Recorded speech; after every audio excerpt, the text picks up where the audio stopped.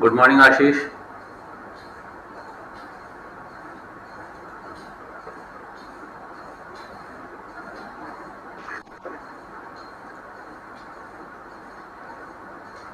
Good morning, sir.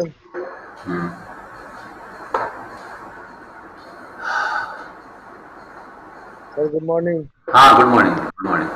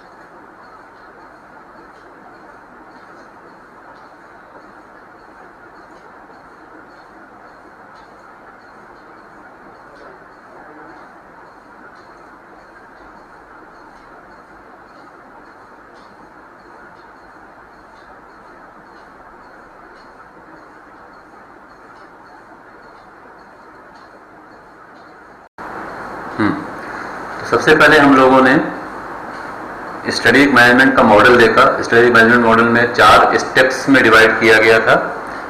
Strategic intent,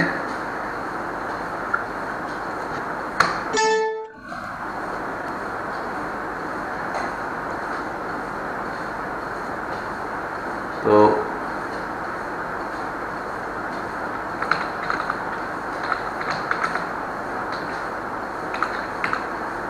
सबसे पहला step था स्ट्रेटेजिक इंटेंट। ठीक है, स्ट्रेटेजिक इंटेंट के बाद हम लोगों ने बात की थी अबाउट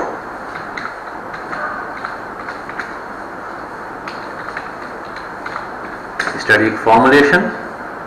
स्ट्रेटेजिक फॉर्मुलेशन के बाद जो अगला स्टेप था वो था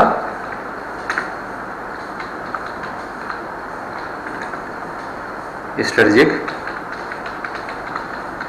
इम्प्लीमेंटेशन, और स्ट्रेटेजिक इम्प्लीमेंटेशन के बाद आएगा स्ट्रेटेजिक इवैल्यूएशन। तो ब्रॉडली पूरा का पूरा स्ट्रेटेजिक मैनेजमेंट का जो स्ट्रक्चर है वो इन 4 पार्ट्स में या 4 स्टेप्स में या 4 फेजेस में डिवाइडेड है। Strategic intent followed by strategic formulation, followed by strategic implementation, followed by strategic evaluation, and then obviously we are back to strategic formulation. अगर स्ट्रेटेजिक इवैल्यूएशन से पता चलता है कि फॉर्मुलेशन और इम्प्लीमेंटेशन में कहीं कुछ दिक्कत हुई है, कुछ गड़बड़ी हुई है, तो हम वहाँ पर करेक्टिव मेजर्स लेते हैं। चलिए, हिमांशी और सोनम भी हैं आज, बहुत अच्छी बात।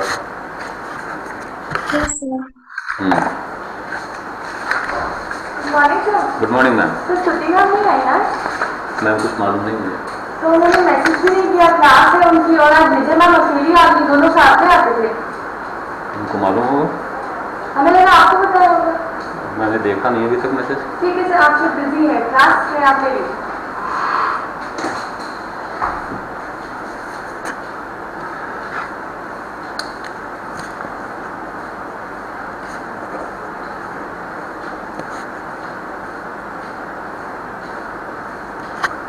ठीक है, तो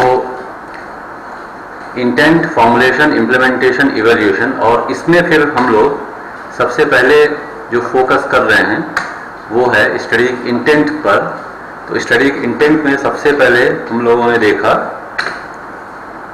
डिस्कस किया अबाउट विजन। विजन यानी कि what an organisation wants to be. दूसरी चीज थी मिशन, यानी कि what an organisation wants to do. जो भी कुछ विजन में पोर्ट्रे किया गया है उसे पाने के लिए क्या करना है, ये मिशन हो गया। तीसरी चीज जो हम लोगों ने देखी वो थी ऑर्गेनाइजेशन की वैल्यूज। वैल्यूज यानी कि वो प्रिंसिपल्स जिन्हें की ऑर्गेनाइजेशन सबसे ज्यादा मानता है और किसी भी हालत में जिन प्रिंसिपल्स को से कॉम्प्रोमाइज नहीं कर सकते हैं, वो होंगे ऑर्गेनाइजेशन की वैल्यूज। और चौथी चीज जो हम लोगों ने उस मॉडल में देखी थी और जो हम लोग आज डिस्कस करेंगे वो है बिजनेस डेफिनेशन। तो बिजनेस डेफिनेशन की बात अब हम लोग करेंगे।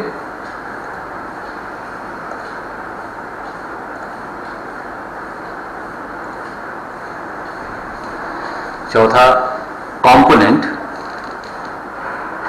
स्ट्रेटेजिक मैनेजमेंट का, स्ट्रेटेजिक इंटेंट का। बिजनेस डेफिनेशन की बात जब भी हम करते हैं तो business definition attempts to answer certain questions regarding the organisation and its members. तो ऑर्गेनाइजेशन और उसके मेंबर्स के बारे में कुछ क्वेश्चंस का आंसर हमें ऑर्गेनाइजेशन के बिजनेस डेफिनेशन के थ्रू मिलता है। ये क्या क्वेश्चंस हैं? What is our business.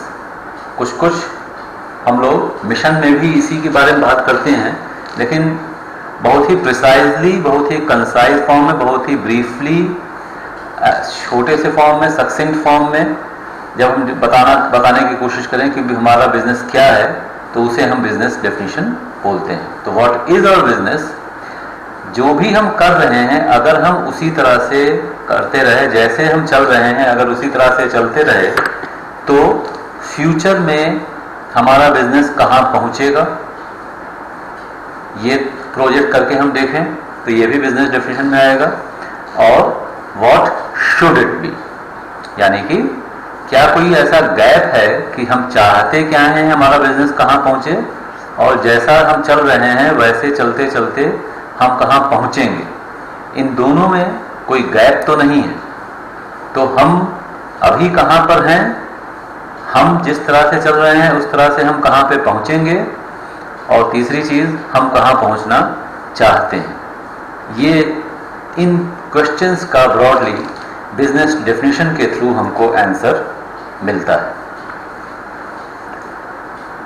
There are different dimensions of business definition. Dimensions का मतलब ऐसे समझ सकते हैं हम लोग कि जब भी हम किसी भी ऑर्गेनाइजेशन का, किसी भी, चाहे बिजनेस ऑर्गेनाइजेशन हो, चाहे कोई नॉट फॉर प्रॉफिट ऑर्गेनाइजेशन हो, किसी भी तरह का ऑर्गेनाइजेशन है,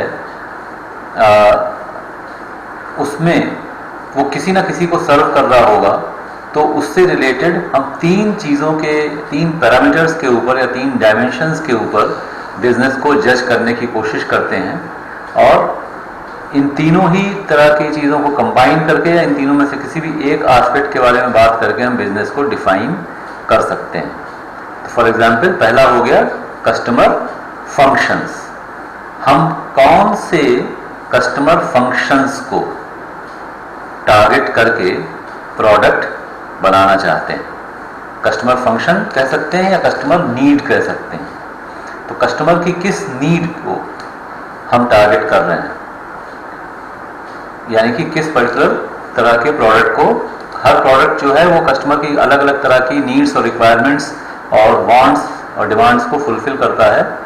तो हम घड़ी बनाना चाहते हैं या मोबाइल बनाना चाहते हैं या ऑटोमोबाइल सेक्टर में जाना चाहते हैं, तो ट्रैवलिंग की नीड को फुलफिल करना चाहते हैं, कम्युनिकेशन की नीड को फुलफिल करना चाहते हैं, टाइम जानने की नीड को फुलफिल करना चाहते हैं। ये डिसाइड करना होगा। ये एक तरीके से ये बिजनेस डेफिनेशन का एक कंपोनेंट हो गया, कस्टमर फंक्शन। दूसरा है अल्टरनेटिव टेक्नोलॉजीज।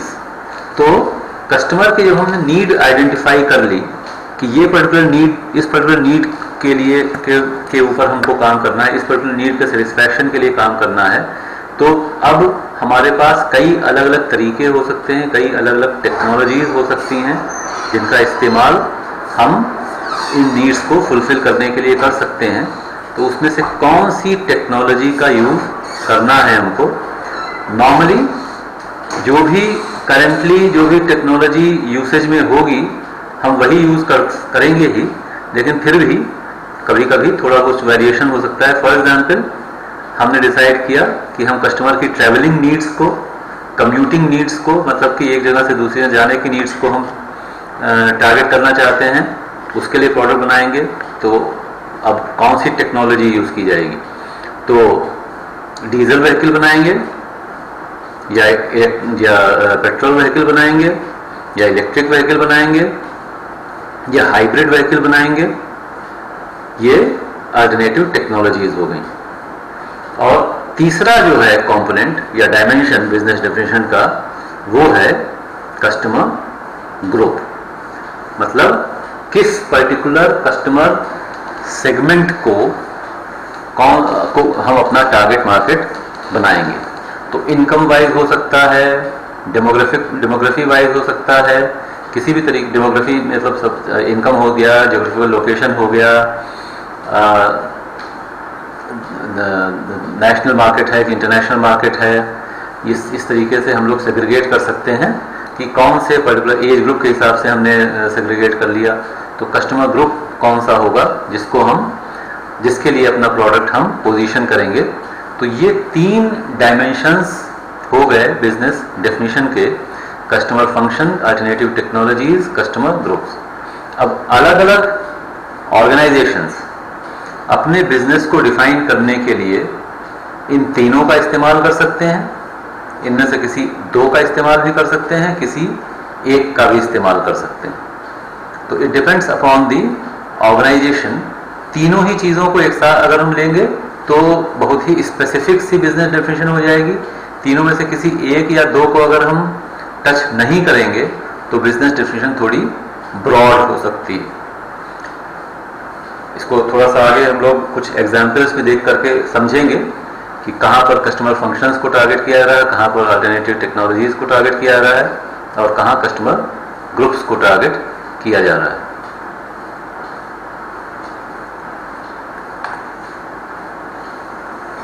तो जैसे अभी ये तो बोला ही था, ये तीनों की थोड़ी सी डेफिनेशन लिखी हुई है या उसका डिस्क्रिप्शन दिया हुआ है। कस्टमर ग्रुप का मतलब सिंपल ये हो गया, who is being satisfied. Customer function का सिंपल मतलब हो गया, what need is being satisfied. और अल्टरनेटिव टेक्नोलॉजी का मतलब हो गया, how the need is being satisfied. जो कुछ अभी बताया था एक्चुअली उसी को 3 अलग अलग तरीके से कहा गया है। तो definition answers therefore the question, the business definition answers 3 different questions: the who, the what and the how related to the functioning of the business. Who is being satisfied, what need is being satisfied, how the need is being satisfied, which customer group is being satisfied, that customer groups which particular need is being satisfied, and which particular technology is being used for satisfying that need.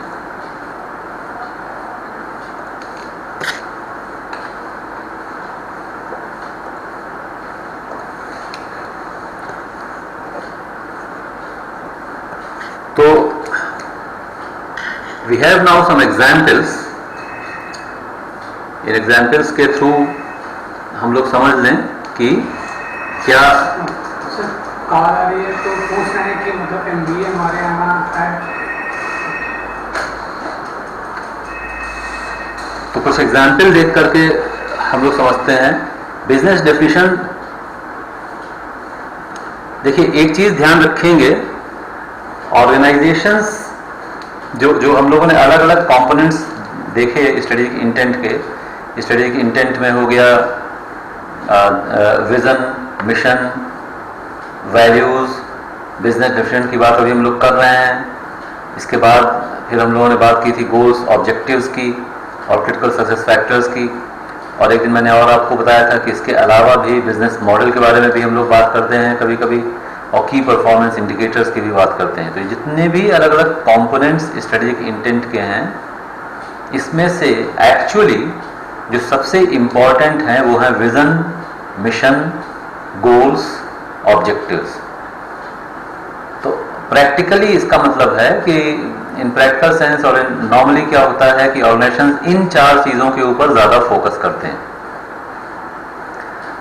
बाकी जो भी components हैं हो सकता है वो कई सारे ऑर्गेनाइजेशंस मेंशन ना करें, और या फिर कहीं पर कुछ वो मेंशन कर भी रहे हैं तो हमें खुद से खोजना पड़ता है कि एक्चुअली जो ये अलग अलग पार्ट्स हैं, अलग अलग स्टेप्स हैं या अलग अलग कंपोनेंट्स हैं स्ट्रेटेजिक इंटेंट के, विजन, मिशन एक्सेट्रा, तो इसमें से किस पर्टिकुलर कैटेगरी में कौन सी चीज़ आएगी। तो ये ज़रूरी नहीं है, इसका मतलब ये कहने का मतलब ये है कि हर ऑर्गेनाइजेशन अपना बिजनेस डेफिनेशन कहीं दिखाए ही, ये ज़रूरी नहीं है, नंबर 1। नंबर 2, बिजनेस डेफिनेशन अगर दिया भी है तो ये ज़रूरी नहीं है कि वो बिजनेस डेफिनेशन ऐसी हेडिंग डाल करके कहीं पर लिख रहे होंगे कि फॉर एग्जाम्पल HMT कहे कि we are time keepers to the nation, या ITC सिगरेट डिवीज़न का जो भी लिखा हुआ है वो कहीं पर स्टेटेड हो कि बिजनेस डिविजन हमारा ये है। हाँ, कहीं कुछ इस तरह का वो बोल रहे होंगे और फिर ये समझ में आया कि ये चीज़ बिजनेस डेफिनेशन से मेल खा रही है। तो खैर इन दोनों ऑर्गेनाइजेशंस के कम से कम हम लोग बिजनेस डिविजन को पे नज़र डालते हैं। HMT का full form Hindustan machine tools, जिनकी घड़ियाँ पहले बहुत आती थी, अब तो नहीं कुछ दिखता है ऐसा। घड़ी वैसे तो बहुत लोगों ने पहनना ही बंद कर दिया है। तो जिस समय ये एक तरह से नंबर 1 कंपनी थे इंडिया में, सबसे ऊपर थे, हर दूसरे आदमी के पास तो HMT की घड़ी ही होती थी और कंपनीज कहीं मिलती भी नहीं थी। तो इन्होंने अपना जो बिजनेस डेफिनेशन लिखा हुआ था या स्टेटेड बिजनेस डेफिनेशन था, इनके एडवर्टीजमेंट में ये बिजनेस डेफिनेशन इसको कोट करते थे, जो टैगलाइन अपनी बना करके इसको रखा हुआ था इन्होंने, time keepers to the nation. तो बहुत ही छोटा सा बिजनेस डेफिनेशन इन्होंने बनाया, और छोटा सा होने के बावजूद जो है काफ़ी बड़ी मीनिंग कन्वे करने वाला बिजनेस डेफिनेशन इन्होंने सेलेक्ट किया हुआ था। Time keepers to the nation का मतलब हो गया कि पूरे नेशन में हर इंडियन की जो टाइम जानने की नीड है उसको फुलफिल हम करेंगे। तो time keepers to the nation का मतलब हो गया कस्टमर फंक्शन की अगर हम बात करें तो टाइम जानने की जो नीड है हर इंडिविजुअल की, इसको फुलफिल करने का इन्होंने जिम्मा उठाया, कस्टमर फंक्शन हो गया। कस्टमर ग्रुप की अगर हम बात करें वो भी इसमें दिख रहा है। टाइम कीपर की बात अगर जब कर रहे हैं ये तो कस्टमर फंक्शन हो गया। टू द नेशन की बात कर रहे हैं, ऑब्वियसली विच नेशन, इंडिया की बात ही हो रही है। तो इंडिया की जब ये बात कर रहे हैं तो ये हो गया कि हम कस्टमर ग्रुप कौन सा सर्व करेंगे, पूरा का पूरा इंडिया का जो ज्योग्राफिकल एरिया है उसे सर्व करने के लिए इन्होंने कहा कि ये हमारा कस्टमर ग्रुप हो गया। अब तीसरी चीज बची अल्टरनेटिव टेक्नोलॉजी। तो इस बिजनेस डेफिनेशन के स्टेटमेंट में टेक्नोलॉजी के बारे में कुछ भी नहीं कहा जा रहा है। मतलब ये हुआ कि इन्होंने इस पार्ट को पूरी तरह से खुला छोड़ दिया है। तो जो भी एक तरह से कह सकते हैं करंट टेक्नोलॉजी जो भी होगी उसको यूज करके टाइम जानने की नीड को फुलफिल करेंगे इंडियंस की। जैसे चाहे पहले सन डायल्स आते थे बहुत पुराने ज़माने में, जब सूरज का यूज़ करके घड़ी बनाई जाती थी, टाइम जानने की कोशिश की जाती थी। सैंड वाला जो क्या उसको बोलते हैं आवर ग्लास होता था, जिसमें कि बालू एक तरफ से दूसरी तरफ गिर रही है तो उससे टाइम पता चल जाएगा, एक तरह से स्टॉप वॉच की तरह से होता था वो। धीरे धीरे धीरे करके जो है वो चाबी वाली घड़ियां आना शुरू हुई थी, जिसमें चाबी भरना पड़ता था रोज। उसके बाद क्वार्ट्ज घड़ियां आनी शुरू हुई, और अब तो मोबाइल में ही इनबिल्ट मोबाइल और घड़ी एक ही चीज़ हो गई है। तो मतलब ये हुआ कि इन्होंने टेक्नोलॉजी के बारे में कुछ भी नहीं कहा, बिजनेस डेफिनेशन को उस लिहाज से थोड़ा सा खुला छोड़ दिया, जिससे कि इसका पर्पस केवल ये है कि अगर टेक्नोलॉजी चेंज हो जाए तो हम बार बार अपनी बिजनेस डेफिनेशन हमको ना बदलनी पड़े। तो ये एक ब्रॉड सी बिजनेस डेफिनेशन, ब्रॉड भी है, सिंपल भी है, एक्सप्लेन भी अच्छे से कर रही है, और सारी चीज़ें क्लियर हैं। This is a good example of business definition. इसी तरह से ITC, the Indian tobacco company, जिनको कि हम लोग सिगरेट्स के लिए जानते हैं, और दूसरा इनका होटल चेन है उसके लिए जानते हैं। तो ITC की जो सिगरेट डिवीज़न है, बेसिकली नाम ही जो प्राइमरी बिजनेस इनका वही हुआ करता था। मेकिंग, उसका business definition, making a quality product that will offer the smoker satisfaction at a price that he can afford। तो बिजनेस डेफिनेशन की ये हो गई। पहली चीज तो है एक क्वालिटी प्रोडक्ट बनाएंगे। प्रोडक्ट किस पर्पस के लिए बनाएंगे? Which will offer the smoker, तो स्मोकर्स के लिए ये प्रोडक्ट बनाएंगे। एक चीज तो ये क्लियर हो गई। तो कौन सी नीड को सेटिस्फाई कर रहे हैं ये? बताए कोई? Thank you sir. ये अभी दूसरे वाले पे आ गए हम लोग, ITC सिगरेट डिवीजन।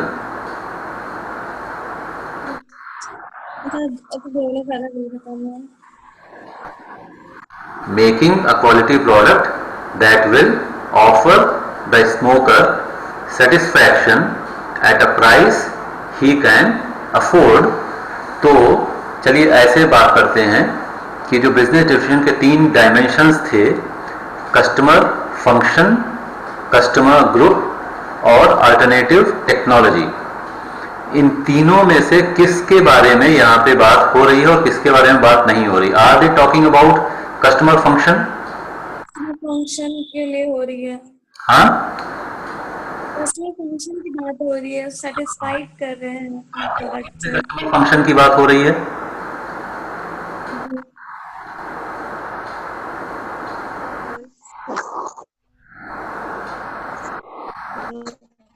किस कस्टमर फंक्शन की बात हो रही है? स्मोकिंग? हाँ, स्मोकिंग की नीड की बात हो रही है। तो ठीक, ये कस्टमर फंक्शन कौन सा सेटिस्फाई करेंगे? स्मोकिंग फंक्शन, उसको सेटिस्फाई करेंगे। जो भी स्मोकर, उनकी स्मोकिंग की नीड को सेटिस्फाई करेंगे। जब हमने ये कहा तो अब कस्टमर ग्रुप क्या हो गया?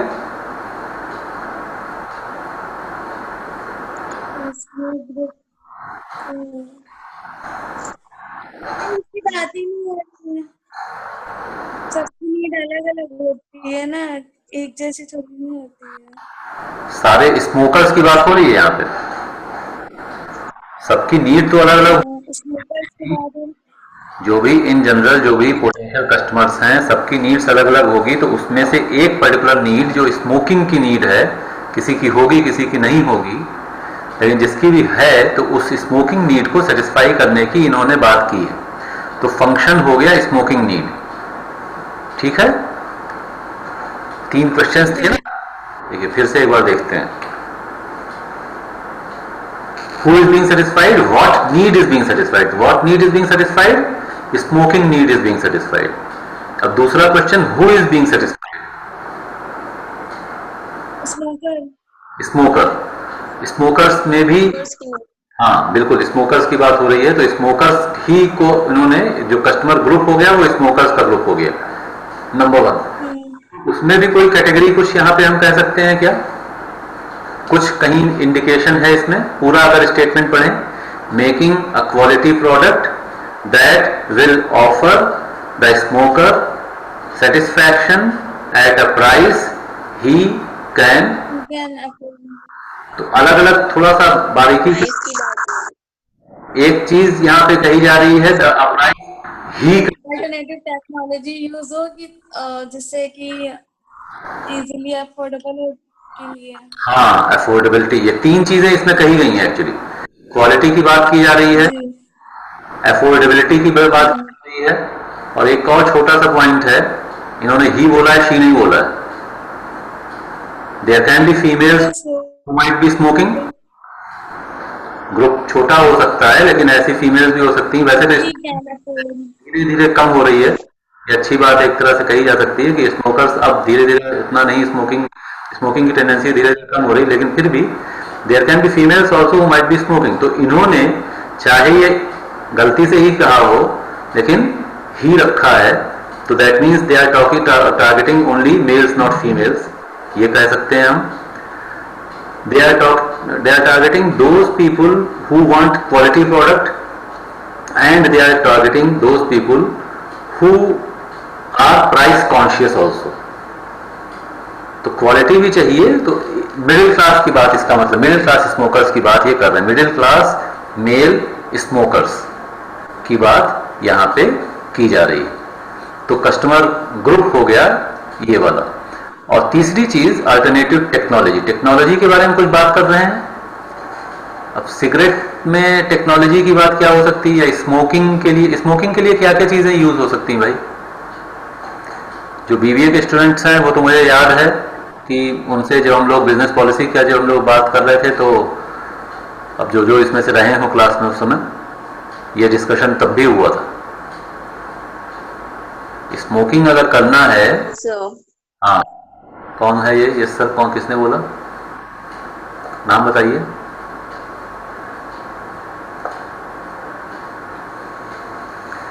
तो स्मोकिंग के लिए बीड़ी का इस्तेमाल किया जा सकता है, हुक्के का इस्तेमाल किया जा सकता है, सिगरेट का इस्तेमाल किया जा सकता है, सिगार का इस्तेमाल किया जा सकता है, पाइप का इस्तेमाल किया जा सकता है।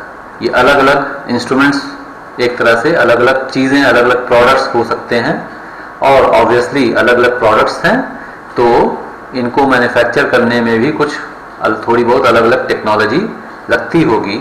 इन्होंने नाम इनका जरूर है सिगरेट डिवीजन, लेकिन फिर भी इन्होंने कहीं पर यह नहीं लिखा है कि हम इसमें से क्या चीज मैन्युफैक्चर करने जा रहे हैं। तो एचएमटी की तरह से ही इन्होंने भी टेक्नोलॉजी वाला पार्ट जो है उसको ओपन रख छोड़ा है।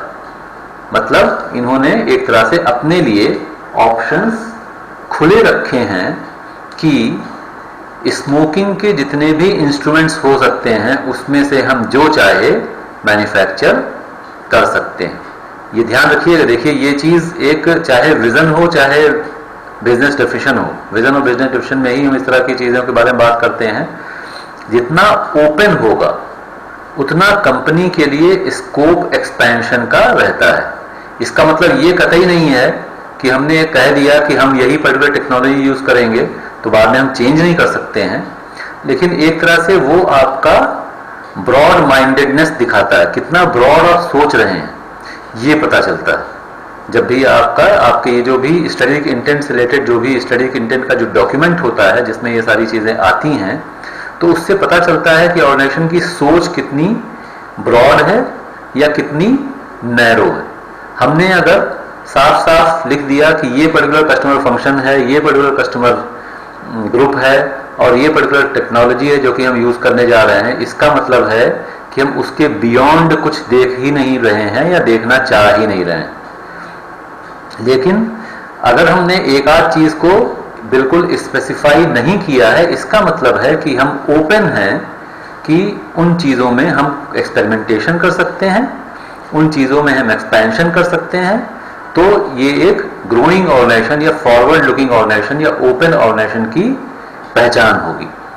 तो इसीलिए कोशिश ये करना चाहिए ऑर्गेनाइजेशंस को कि बिजनेस डिविजन में जब के बारे में जब भी बात करें तो तीनों डायमेंशंस जो हैं उनको क्लोज ना कर दिया जाए, तीनों के बारे में स्पेसिफिक चीजें ना बताई जाएं, एक दो चीजों को खुला छोड़ना चाहिए। तो बिजनेस डेफिनेशन में इतनी चीज़ें थी। आज अभी यहीं पे रुकते हैं और एक असाइनमेंट, बीबीए की बात हो रही थी तो मुझे याद आ गया, ये असाइनमेंट वैसे मैं नॉर्मली हर बार देता हूँ, चाहे एमबीए में चाहे बीबीए में, जब भी मैं पढ़ाता हूँ ये वाला सब्जेक्ट। और अगर आप इसको प्रॉपरली करेंगे तो it will be quite beneficial in making you understand the different components of strategic management। तो ये मैं यहाँ पर लिख देता हूँ।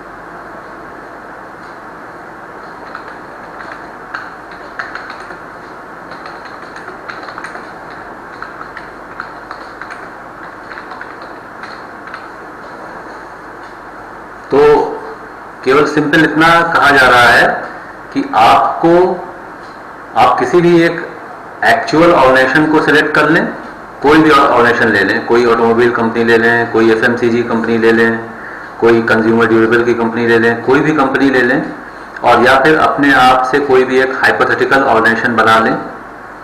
और जैसे जैसे हम लोग पढ़ते जा रहे हैं इन चीज़ों के बारे में, वैसे वैसे इस पर्टिकुलर ऑर्गेनाइजेशन के लिए आपको स्ट्रेटेजिक इंटेंट फॉर्मुलेट करना होगा। स्ट्रेटेजिक इंटेंट यानी कि आप खुद ही बताएंगे कि उसका विजन क्या होगा, मिशन क्या होगा। अब अगर आप एक एक्चुअल ऑर्गेनाइजेशन लेते हैं तो उस ऑर्गेनाइजेशन की आप ये कर सकते हैं कि आप खुद ही से पहले थोड़ा सा नेट पे सर्च करें और ऑर्गेनाइजेशंस के विजन मिशन वगैरह निकालें। तो आप किसी एक्चुअल ऑर्गेनाइजेशन का विजन स्टेटमेंट, अगर आपको लगता है कि वो जो भी कुछ हम लोगों ने देखा था कि क्या कैरेक्टरिस्टिक्स होनी चाहिए एक अच्छे विजन स्टेटमेंट की, क्या चीज़ें होनी चाहिए एक अच्छे मिशन स्टेटमेंट में, उसके लिहाज से, उसके हिसाब से अगर वो सही लग रहा है तो आप एज इट इज उसको ले सकते हैं, और अगर वो सही नहीं लग रहा है तो आप उसको रिफॉर्मुलेट कर सकते हैं। ठीक है, तो सिंपली करना ये है कि कोई भी एक एक्चुअल ऑर्गेनाइजेशन ले लें, उसका एक्चुअल विजन ले लें, या अगर उसमें कुछ गड़बड़ी है तो उसको रेक्टिफाई करके वो विजन बना लें। और जैसे जैसे हम लोग पढ़ते जा रहे हैं वैसे वैसे एक एक्चुअल या हाइपोथेटिकल ऑर्गेनाइजेशन को ले करके उसका विजन क्या होगा, उसका मिशन क्या है, उसका वैल्यूज उसकी क्या है, बिजनेस डेफिनेशन क्या है, जो जो टॉपिक हम कवर करते जाएं वो आप उसका फॉर्मुलेट करते जाएं। ठीक है, इज दिस ओके? हाँ, तो अब कल तक भी आप कर सकते हैं, और या मतलब एक ऑर्गेनाइजेशन सेलेक्ट करने का काम। ये असाइनमेंट तो ऐसा है जो कि पूरे सेमेस्टर चलेगा, जब तक सिलेबस पूरा नहीं होगा तब तक आपका असाइनमेंट भी पूरा नहीं हो पाएगा, लेकिन स्टेप बाय स्टेप काम चलता रहे। तो सबसे पहला स्टेप होगा कि 1-2 दिन में आप ये सिलेक्ट कर लें कि ऑर्गेनाइजेशन हम कौन सा लेंगे, और उसके बाद फिर उसके ऊपर काम करना शुरू कर दें। ठीक है, और एक एक स्टेप बना करके हमको अगर दिखाते रहेंगे तो उसमें फिर मैं बता सकता हूँ, मैं आपको गाइड कर सकता हूँ कि जो आपने जो भी कुछ बनाया है उसमें कहीं कुछ फाइन ट्यूनिंग की जरूरत तो नहीं है, कुछ करेक्शन की जरूरत है, तो उस हिसाब से हम उसको देखते रहें। तो ये एक ऑनगोइंग असाइनमेंट की तरह से चलेगा। तो हाँ, तो 1-2 दिन में या नेक्स्ट फ्राइडे तक एट मोस्ट एक ऑर्गेनाइजेशन सेलेक्ट करके फिर आप लोग हमको बताएंगे कि किस पर्टिकुलर ऑर्गेनाइजेशन से काम करने जा रहे हैं। It can be an actual existing organization or an imaginary organization also. ठीक है. Anything that anyone needs to ask? Yes, sir. Sir select कर लेंगे तो पूछते हैं। ठीक है, ठीक है. कोई क्वेश्चन, कोई और क्वेश्चन, कोई चीज? Yes, sir. ठीक है, चलिए फिर. Thank you. Thank you, thank sir. You sir.